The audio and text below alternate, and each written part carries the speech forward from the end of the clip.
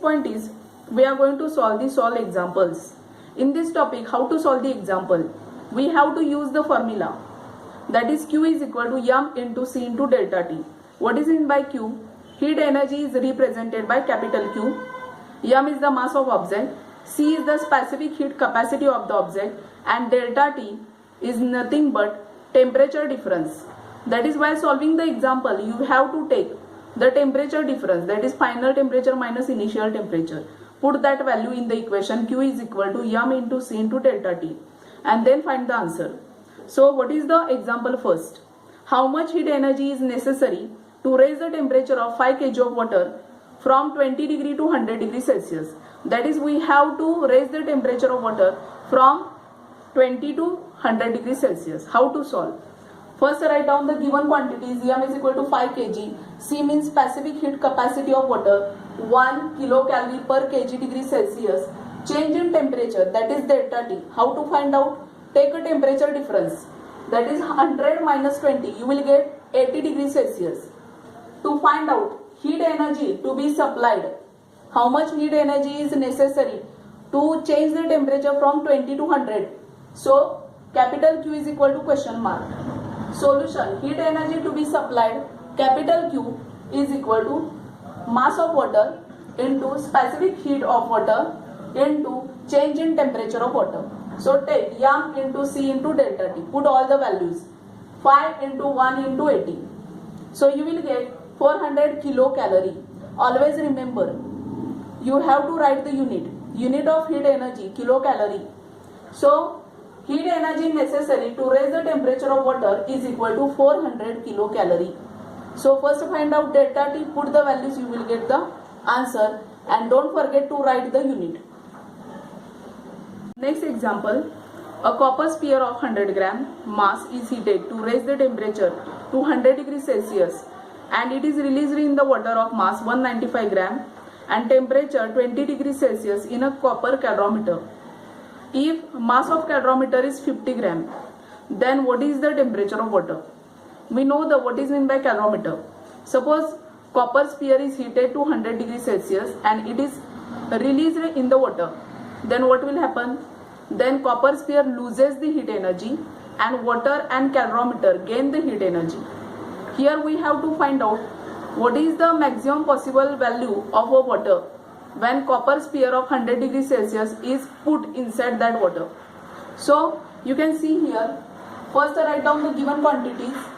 Specific heat of a copper is equal to 0.1 calorie per gram degree Celsius.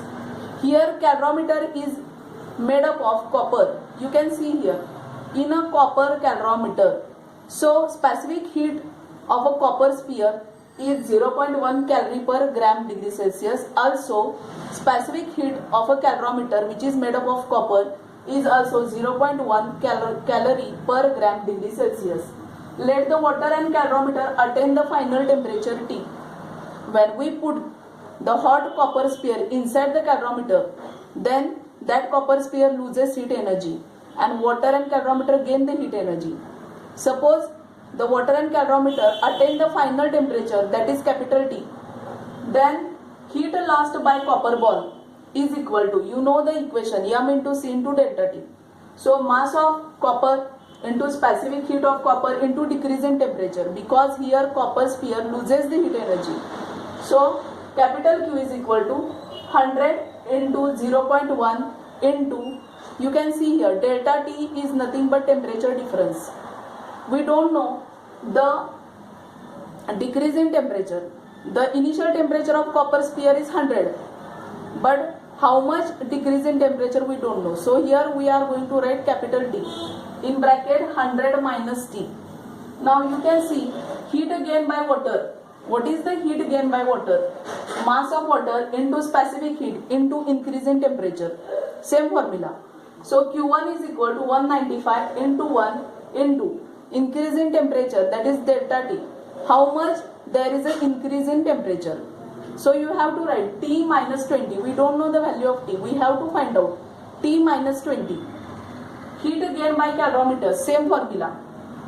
That is M into C into delta T. That is mass of calorimeter into specific heat into increase in temperature. that is Q2 is equal to 50 into 0.1 into T, that is rise in temperature of calorimeter. We don't know how much there is a rise in temperature of calorimeter. So here we are going to write final value, that is capital T minus 20. So we know the formula, capital Q is equal to Q1 plus Q2. Put all these equation in this equation. So 100 into 0.1 into bracket 100 minus T is equal to 195 into 1 into T minus 20 plus 50 into 0.1 in bracket T minus 20. Now solve this bracket. You know that 100 into 0.1 is 10 in bracket 100 minus T is equal to 195 1 is 195 T minus 20 plus 50 into 0.1. You know that 5. So 5 in bracket T minus 20. So multiply inside the bracket, you will get 1000 minus 10T is equal to 195T minus 195 into 20, 3900 plus 5T minus 100. So all the minus quantities when goes to another side become plus. So you will get 1000 plus 3900 plus 100. We are going to shift this T value, that is minus 10T, to another side, so it will become plus. So you will get here 195T plus 5T plus 10T. Add all these T, you will get 210T. Here we will get 5000. So to find out the value of T, divide 5000 by 210. Finally, you will get 23.8 degrees Celsius. This is the maximum possible value of water when it attains, that is when we put the copper sphere of 100 degrees Celsius. Then finally water will attain this temperature 23.8 degree Celsius. So in this way you have to solve the example of this topic number. Next example number 3. If 80 grams steam of temperature 97 degrees Celsius is released on an ice slab of a temperature 0 degrees Celsius, how much ice will melt? How much energy will be transferred to the ice when the steam will be transferred to water? That is, this example is different than other two examples. We are going to release the steam on an ice slab. In this example, you can understand the water is present in three different forms. That is, steam means water vapors, that is water present in gaseous phase. Ice slab means water is present in solid state, and water, that is steam, is converted into water. So always remember this thing, when water is converted in different form, then concept of latent heat come. That is, here we are going to releasing the steam of 80 degree having temperature 97 degrees Celsius on the ice slab. So steam first converted into water and that energy get transferred to the ice. So concept of latent heat came in this example. So the given quantities, that is latent heat of melting of ice, latent heat of vaporization of water, these things are given in the exam. So latent heat of melting of ice, L melt is equal to 80 calorie per gram. Latent heat of vaporization of water is equal to L vaporization is equal to 540 calorie per gram. So write down the given quantities. Mass of steam, M steam, is equal to 80 gram. Temperature of steam is equal to 97 degrees Celsius. Temperature of ice, T ice, is equal to 0 degrees Celsius. Then find out heat released during conversion of steam of temperature 97 degrees Celsius into water of temperature 97 degrees Celsius. That is, steam is converted into water. So what is the formula? M steam into L vapor. So always remember this formula. This formula is not given in your textbook, or in this topic this formula is not given. But you have to memorize this formula. M steam into L vaporization. So put the values. M steam is 80 into 540. This is equation number 1. Now heat released during conversion of water of 97 degrees Celsius into water at a 0 degrees Celsius. That is, when steam is released on the ice slab, then first steam is converted into water of 97 degrees Celsius, and again it is when it come in contact with ice slab, then its temperature decreases to 0 degree Celsius. That is, heat is get transferred from steam to ice. So heat is released. So you can see here m stem into delta T into C. M stem 80, delta T means you have to take a difference 97 minus 0. Specific heat into 1 is equal to 80 into 97. Equation number 2. Total heat gained by the ice. How much heat the ice will get when we are going to release the stem or when we release the stem. So add equation 1 and 2. You will get total heat gained by the ice. So 80 into 540 plus 80 into 97. So take 80 common in bracket 540 plus 97. Add these two quantity. You will get 80 into 637.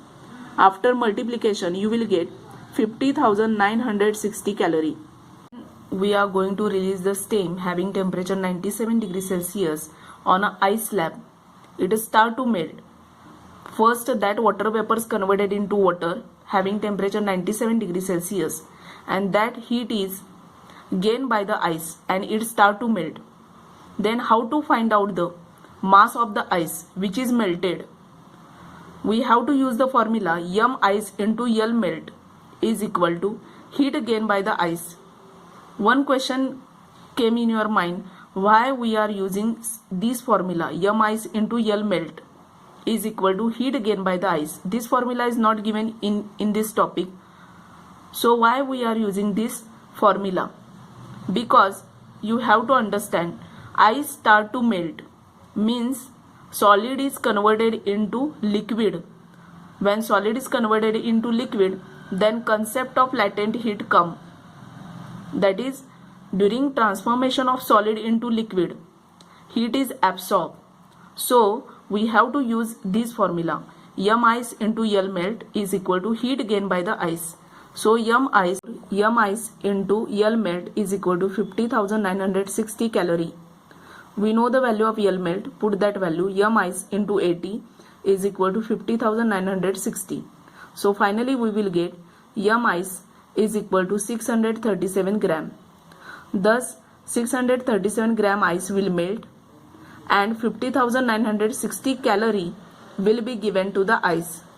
So here in this textbook you can see calorie and kilocalorie is written, which is wrong. You have to just write only calorie. So 637 gram ice will melt and 50,960 calorie will be given to the ice when we are going to release the steam or water vapors on the ice.